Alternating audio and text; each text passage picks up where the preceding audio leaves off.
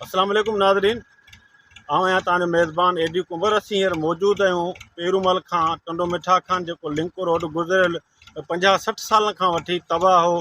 Road में हंधा हंधा खॾा पियल हुआ। हितां जा रहवासी जेके आहिनि उहे तमामु घणी तकलीफ़ुनि खे मुंहुं ॾींदा हुआ।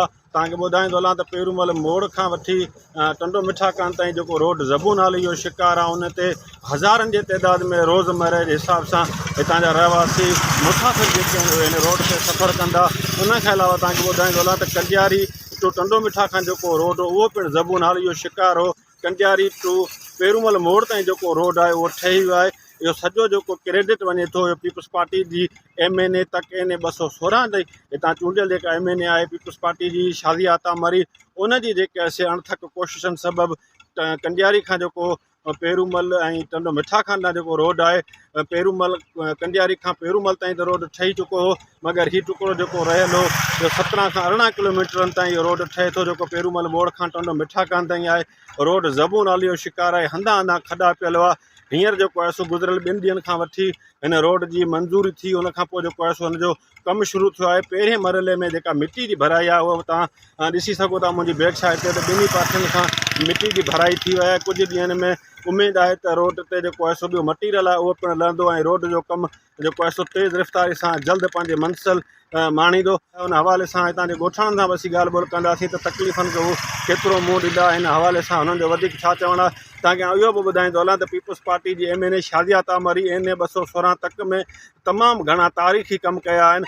उन हवाले सां हितां जे माण्हुनि में जेको आहे सो ख़ुशी आहे त असां वटि पीपल्स पार्टी जी MNA वक़्तनि सर वक़्तु आवाम सां राब्ते में रहण सां गॾोगॾु उन जा मसइला हल करे थी। तव्हांखे ॿुधाईंदो हलां त हीउ जेको रोड आहे इन जो कमु पहिरें मरहले में मिटी जी भराई जो शुरू थी वियो आहे। इंशाअल्लाह जल्द जेको आहे सो मटीरियल ईंदो ऐं ॿियो मरहलो बि कम जो शुरू थींदो। उन हवाले सां हितां जे रहवासियुनि ऐं मुसाफ़िर सां ॻाल्हि ॿोल कंदासीं। वधीक बारिश में रोड तमामु गंदो थी वेंदो आहे, ॿार बची रहे वरी तकलीफ़ थींदी आहे।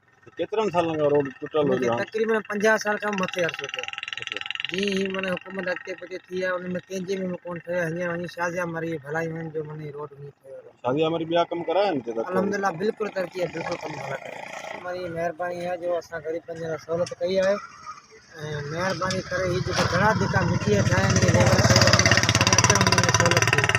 ॾाढियूं साईं बीमारिया सिमारिया ॾाढी तकलीफ़ अहिड़ी तकलीफ़ जो छा ॿुधायो।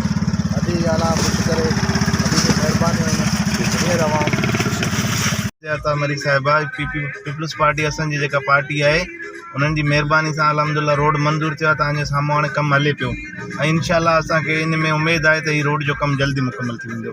ऐं हिन खां सिर्फ़ु ही टोटल तक़रीबन 17 किलोमीटर आहे हितां खां टंडो मिठा खान ताईं। बसि सिर्फ़ु इहो ई टुकड़ो ख़राबु आहे, ॿियो सॼो रोड तव्हां ॾिसो पिया कि सॼो पीपल्स पार्टी कमु करायो।